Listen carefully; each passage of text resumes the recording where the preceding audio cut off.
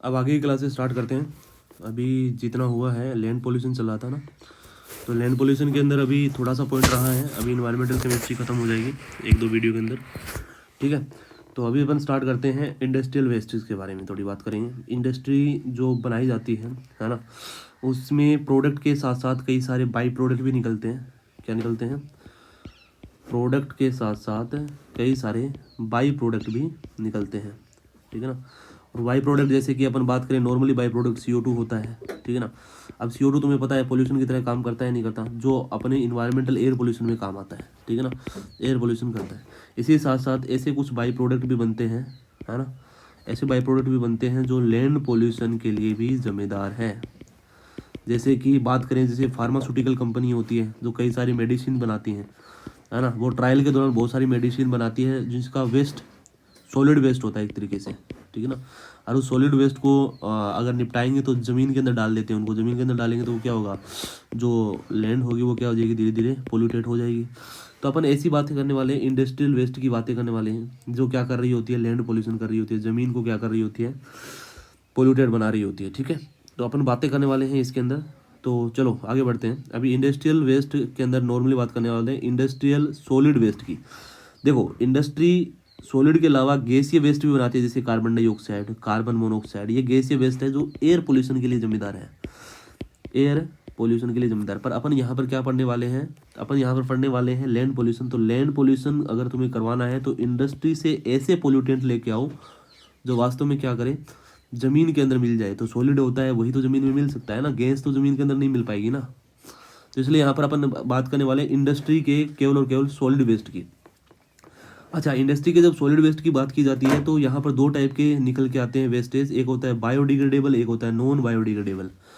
Biodegradable जो किसी micro organism द्वारा खा लिया जाता है और उसको डिस्ट्रॉय कर लिया जाता है टाइम के साथ। ये वो लैंड को ज़्यादा टाइम, लंबे टाइम तक पोल्यूशन नहीं दे पाते, या फिर ये ज़मीन को ज़्यादा लंबे टाइम तक पोल्यूटेट करके नहीं रख पाते। पर नॉन बायोडिग्रेडेबल जिनको कोई माइक्रो ऑर्गेनिज्म नहीं खा पाता, जिसकी वजह से क्या होता है, ये ज़्यादा नुकसानदायी होता है लंबे टाइम के लिए, है ना। ये इन्वायरमेंट को लंबे टाइम तक पोल्यूटेंट करता है, पर ये लंबे टाइम तक पोल्यूटेंट नहीं कर पाता, क्योंकि ये जैसे मान के चलो कि कोई इंडस्ट्री है, इंडस्ट्री से निकलने वाला सॉलिड दो टाइप का हो सकता है। एक तो हो सकता है बायोडिग्रेडेबल, दूसरा होता है नॉन बायोडिग्रेडेबल। बायोडिग्रेडेबल अगर वो वेस्ट सॉलिड ज़मीन के अंदर मिला दिया जाएगा तो उसको ज़मीन के अंदर उपस्थित है माइक्रो ऑर्गेनिज्म इसको डिस्ट्रॉय कर देंगे, और डिस्ट्रॉय करके उसको सिंपल कंपाउंड में कन्वर्ट कर देंगे जो ज़्यादा नुकसान नहीं पैदा करने वाले हैं, ठीक है। और इसी के साथ अपन बात करें नॉन बायोडिग्रेडेबल की, नॉन बायोडिग्रेडेबल की, तो वास्तव में इनको माइक्रो ऑर्गेनिज्म खाएगा नहीं और इसको बायोडिग्रेडेबल होगा नहीं, है मतलब ये खत्म होगा नहीं। तो ये लंबे टाइम तक ज़मीन के अंदर पड़ा रहेगा, जैसे प्लास्टिक हो गया, है ना।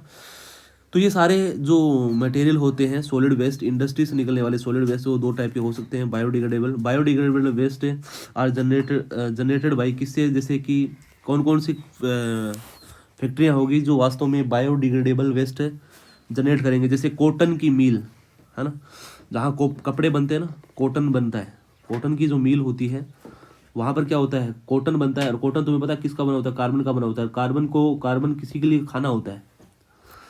देख, कॉटन किसका बना होता है, सेलुलोज का बना होता है, तुम्हें पता होगा अच्छे से। कॉटन किसका बना होता है, सेलुलोज। सेलुलोज क्या होता है, कार्बनिक कार्बन होता है। क्या होता है, कार्बन होता है।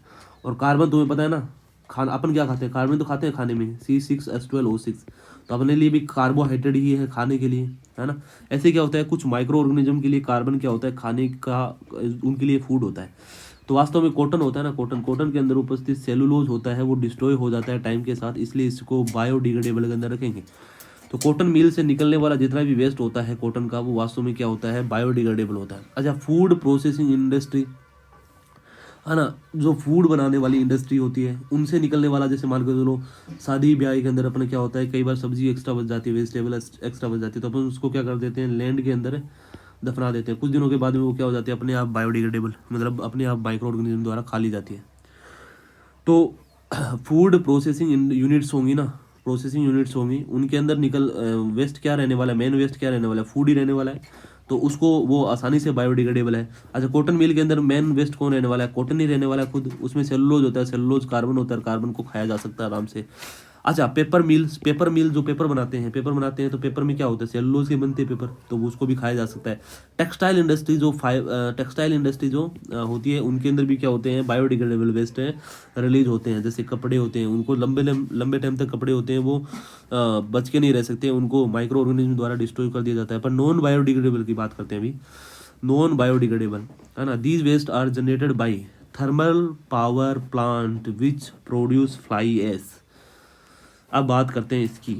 तो तुम्हें पता है ना कि अपने चंद्रपुर के अंदर बात कर लेते हैं ना, तो चंद्रपुर के अंदर ही बात करते हैं, तो वहाँ पर थर्मल प्लांट है। और वहाँ पर देखना, थर्मल प्लांट के आसपास देखोगे तो तुम्हें बहुत सारा पोल्यूशन देखने को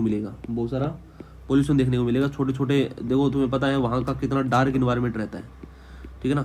अच्छा, तो थर्मल प्लांट से बहुत सारी, जब कोयला जलता है, थर्मल प्लांट में क्या जलता है, कोयला जलता है। और कोयला तुम्हें जलता है तो तुम्हें पता है ना, राख बनती है, उसकी एस बनता है ना। तो जो उस राख को कैसे निपटाएंगे, तो उसको जमीन के अंदर डालनी पड़ेगी ना, तो वो भी पोल्यूशन करते हैं। अच्छा, वो एस होता है, वो क्या होता है वो नॉन बायोडिग्रेडेबल होता है। तो थर्मल पावर प्लांट के अंदर प्रोड्यूस होने वाले फ्लाइंग एश वो क्या होते हैं, नॉन बायोडिग्रेडेबल होते हैं। पहले बात, उनको नष्ट नहीं किया जा सकता, उन्हें माइक्रो ऑर्गेनिज्म नहीं खा सकता, ठीक है।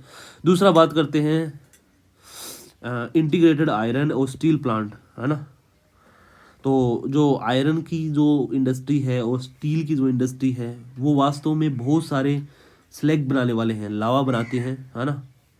फर्नेस ब्लास्ट स्लैग किससे बनेंगे, आयरन से, ठीक है ना। और स्टील से क्या बनेंगे, स्टील मेल्टिंग स्लैग, है ना। तो तुम्हें पता है कि ये हैवी मेटल्स होते हैं, क्या होते हैं, स्टील और आयरन। अब Fe और स्टील होता है, वो वास्तव में क्या होता है, हेवी मेटल्स होते हैं।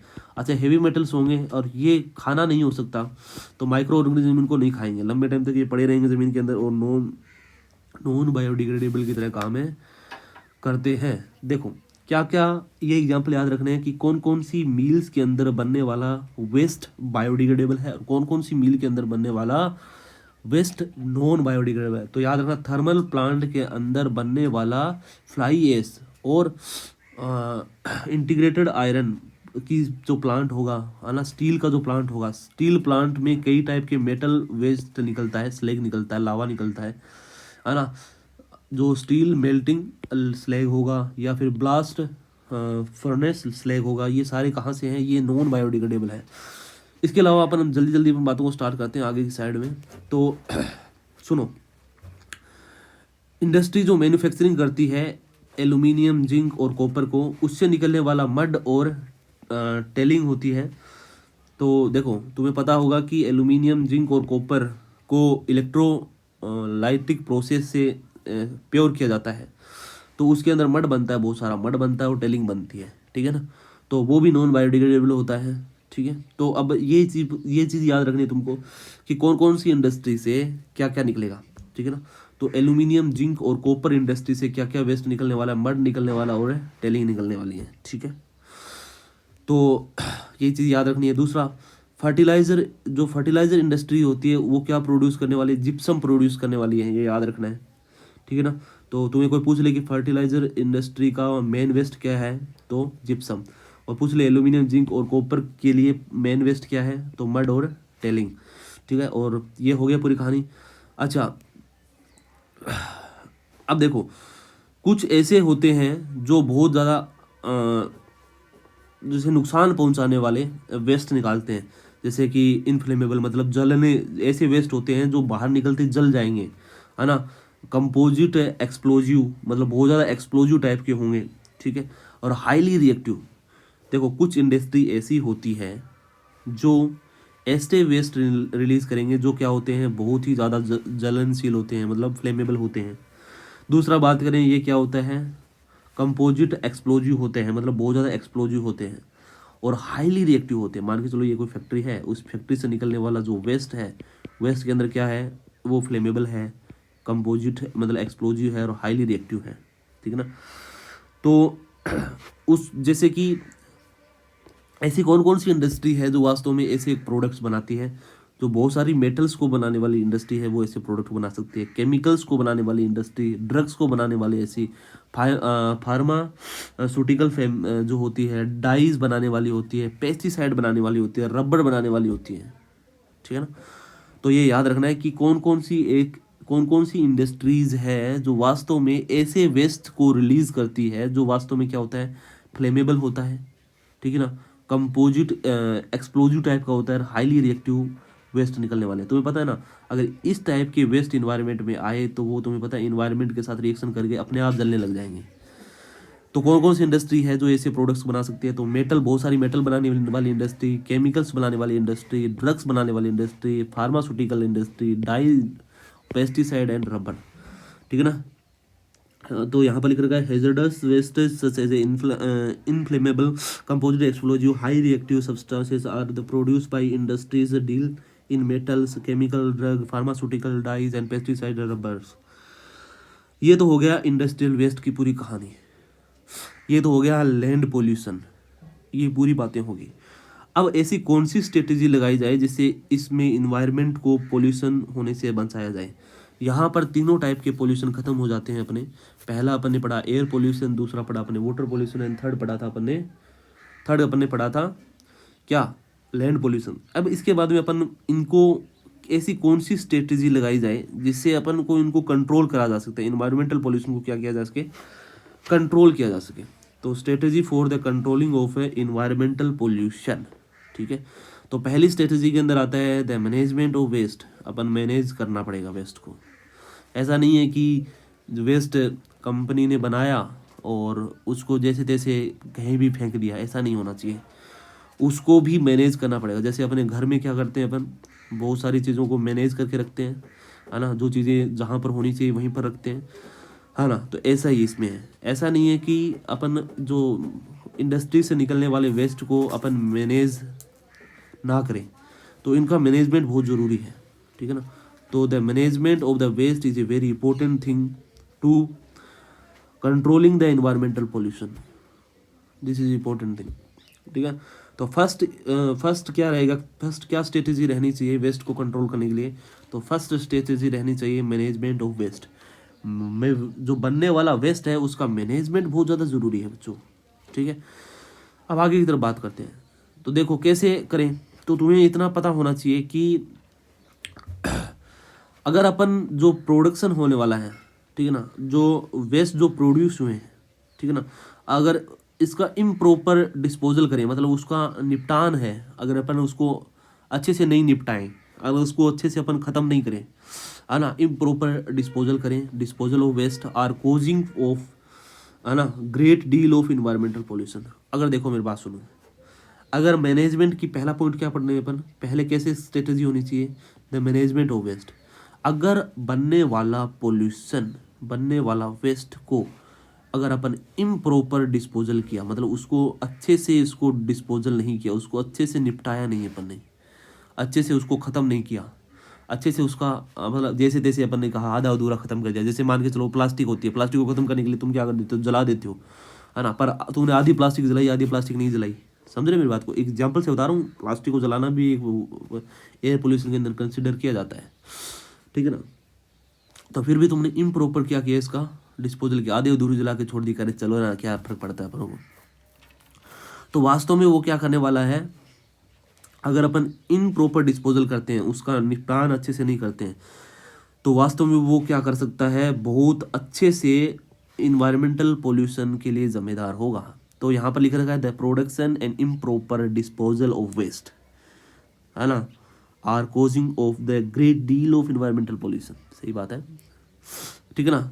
इससे अतिरिक्त अपन बात करें, in addition to the household waste, जैसे कि हाउस के अंदर होल्ड करने वाले वेस्टेज होते हैं, जैसे कि हाउस के अंदर कौन कौन से हो सकते हैं, तो अपन कहते हैं सीवेज। सीवेज नॉर्मली क्या होता है, हाउस के अंदर बनने वाला वेस्ट ही होता है ना, घरों के अंदर बनने वाला जो वेस्ट होता है।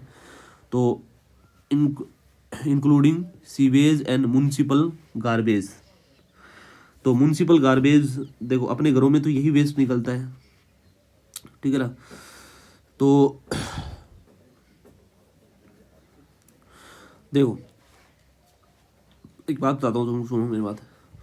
अपन देखो अपन घर में जो वेस्ट बनता है, जो वास्तव मान के चलो सीवेज हो गया, फिर म्यूनसिपल गार्बेज हो गया, जैसे कचरा जो भी है उसको भी मैनेज करना बहुत जरूरी है। जैसे कि अपन बात करें, जो गीला कचरा होता है उसको एक डब्बे में रखो, सूखा कचरा होता है उसको अलग डब्बे में रखो। ये मैनेजमेंट ही होता है, ये मैनेजमेंट के अंदर ही कंसिडर किया जाता है, ताकि बायोडिग्रेडेबल हो तो उनको अलग से डिस्ट्रॉय करती है कंपनियाँ, है ना, सीवेज को, और जो नॉन बायोडिग्रेडेबल हो उनको अलग से डिस्ट्रॉय करती है। तो अपन घरों में कहते हैं ना, अलग अलग टाइप के डस्टबिन रखने चाहिए, गीले कचरे के लिए अलग और सूखे कचरे के लिए अलग, ठीक है ना। तो ये मैनेजमेंट ही होता है, ये मैनेजमेंट के अंदर ही कंसिडर किया जाता है, ठीक है ना। तो in addition to the household waste which including sewage and municipal garbage, many toxic industry waste from the manufacturing process require to treatment and और सेफ डिस्पोजल। तो घरों में निकलने वाले सीवेज एंड म्यूनसिपल पार्टी के अलावा भी बहुत सारे टॉक्सिक इंडस्ट्री वेस्टेज हैं, जिनका जो बहुत सारी मैन्युफैक्चरिंग प्रोसेस से बनते हैं, है ना, उनको भी रिक्वायर है, उनको भी ट्रीटमेंट करना, उनको ट्रीट करना और उनको सेफ डिस्पोजल करना बहुत ज़्यादा ज़रूरी है। ये यहाँ पर बहुत ज़्यादा इंपॉर्टेंट है। जैसे मान के चलो बहुत सारी फार्मास्यूटिकल कंपनियाँ होती हैं, उसके अंदर बहुत सारे टॉक्सिक केमिकल बनते हैं। अगर वो टॉक्सिक केमिकल सीधे ही अपन ज़मीन में डाल देंगे तो ज़मीन में उपस्थित पानी है, ज़मीन में जो प्रेजेंट पानी है उसके अंदर चले जाएंगे, और वो कहीं ना कहीं वो पानी ही अपन ज़मीन से निकाल के पीते हैं, तो अपनों को नुकसान हो जाएगा। इसका मतलब अपन को बहुत ही सेफ तरीके से उन टॉक्सिक इंडस्ट्रियल वेस्टेज को निपटाना पड़ेगा, अदरवाइज बहुत सारी दिक्कतें होने वाली है, ठीक है ना। तो सेफ डिस्पोजल बहुत ज़्यादा इंपॉर्टेंट है, ठीक है। तो पहली स्ट्रेटजी होनी चाहिए द मैनेजमेंट ऑफ वेस्ट। उसके अंदर ये सारी चीज़ें अपन पढ़ ली अपन ने। अच्छा, दूसरी स्ट्रेटजी, सर इसके अंदर क्या क्या चीज़ याद रखनी है? नहीं, तुम्हें सिर्फ नाम याद रखने, थोड़ी चीज़ें याद रखनी है। दूसरी स्ट्रेटजी क्या होनी चाहिए? रिसाइकलिंग की स्ट्रेटजी होनी चाहिए। मान के चलो बहुत सारे वेस्ट बनते हैं, कुछ वेस्ट ऐसे होते हैं जो वास्तव में क्या होते हैं, रिसाइकल किए जा सकते हैं। मतलब मान के चलो रिसाइकल किए जा सकते हैं। जैसे कि तुमने पेप्सी की जो कांच की बोतल आती है उसको वापस से रीयूज़ किया जा सकता है, उसको रिसाइकल नहीं किया जा सकता, है ना।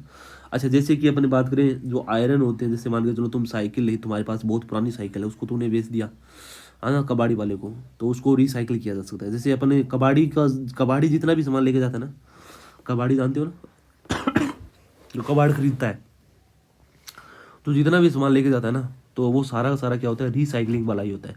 जो कबाड़ी को पता है कि इसको कम दाम पे खरीद लूँ और कम पैसों में खरीद लूँ, और आगे आने वाले टाइम में इसको रिसाइकिल करके मैं ज़्यादा पैसों में बेच दूँ। अच्छा, उससे फ़ायदा क्या है? जैसे मान के चलो तुमने बहुत सारी किताबें हैं तुम्हारे पास, तुमने बेच दी, तो वो किताबें तुम्हें पता है वापस से क्या करेगा, रिसाइकिल की जा सकती है, वो किताबें वापस से रिसाइकिल की जा सकती है। बहुत सारी वेस्टेज और भी है।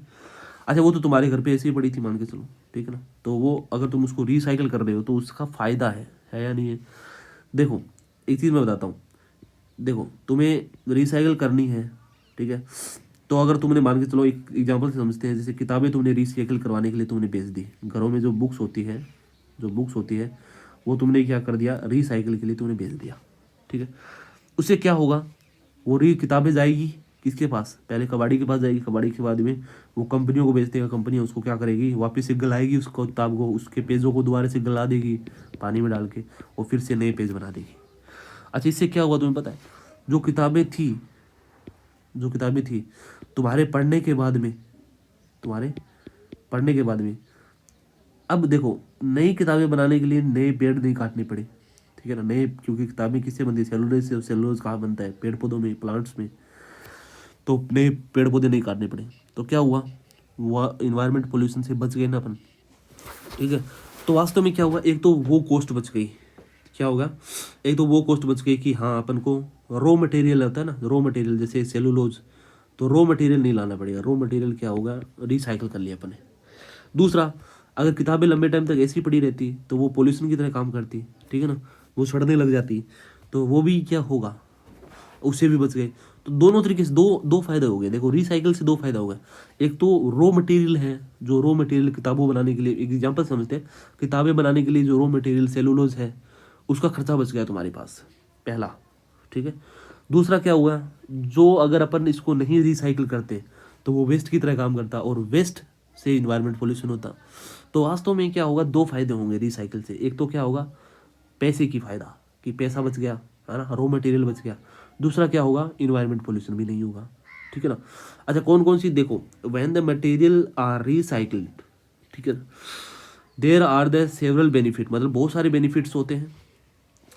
देखो, apart from the saving on the cost of raw material, मतलब अपन ने कॉस्ट ऑफ रॉ मटेरियल की सेविंग तो करी है, इसके साथ साथ अपन ने क्या किया है, वेस्ट डिस्पोजल, है ना, waste disposal cost are reduce, मतलब जो अपन ने क्या किया, वेस्ट को डिस्पोजल करने के लिए, वेस्ट को निपटाने के लिए जो कॉस्ट है उसको भी अपन ने क्या कर दिया, रिड्यूस कर दिया। नहीं तो अपन को पता है ना भाई, कोई भी वेस्टेज होता है, कोई भी वेस्ट होता है, उसको डिस्पोजल करने के लिए अपन को कहीं ना कहीं और पैसे लगाने पड़ते, है ना। तो अपन ने दोनों दोनों तरीके से पैसे बचा लिए, एक तो वेस्ट डिस्पोजल कॉस्ट बचा ली, और एक ने अपन ने क्या बचा लिया, रो कॉस्ट है मटेरियल की, वेस्ट बचा ली।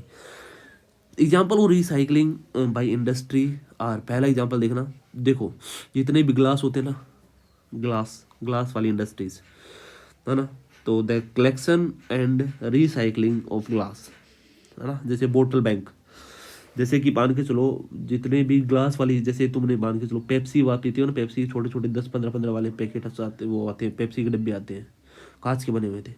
अच्छा, उसी कांच को तुम्हें पता है ना, कबाड़ी लेके जाता है, या फिर अपन वहीं छोड़ आते हैं, उस कांच को रिसाइकिल किया जा सकता है, रिसाइकिल किया जा सकता है, उसको धो के अंदर कंपनियों को वापस भेज दिया जाता है, कंपनी उसके अंदर अच्छे से उसको वॉश करके वापस उसमें कोका कोला भर के छोड़ देती है, पेप्सी भर देती है उसमें, समझ रहे मेरी बात को। तो वास्तव में क्या होता है, एक तो अपने क्या किया, इन्वायरमेंट पोल्यूशन होने से बचा लिया ना, समझ रहे मेरी बात को।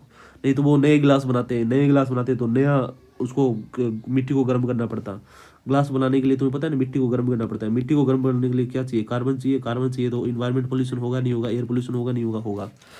तो अपन ने क्या किया, अगर ने अपने मान के चलो पेप्सी पी ली, पेप्सी पीने के बाद में अपन ने क्या किया, वो ग्लास को वहीं छोड़ दिया, इस बोतल को वहीं छोड़ दिया, फिर वहाँ छोड़ने के बाद में तुम्हें पता है वहाँ से वो कंपनियों को वापस भेज दिया जाता है, उसके अंदर वो वापस अच्छे से वॉश करके उसके अंदर ही वापस से क्या डाल दिया जाता है, मटेरियल डाल के वापस से मार्केट में डाल दिया जाता है।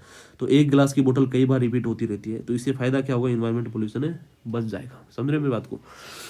तो यहाँ पर देखो, ज़्यादातर जो ग्लास की इंडस्ट्री होती है वो रिसाइकलिंग इंडस्ट्री होती है, बार बार वही ग्लास के यूज़ के लिए जाते हैं, जैसे कोई भी बोतल हो, कांच की कोई बोतल हो, उसको क्या किया जा सकता है, वापस से रीन्यू किया जा सकता है, ठीक है ना।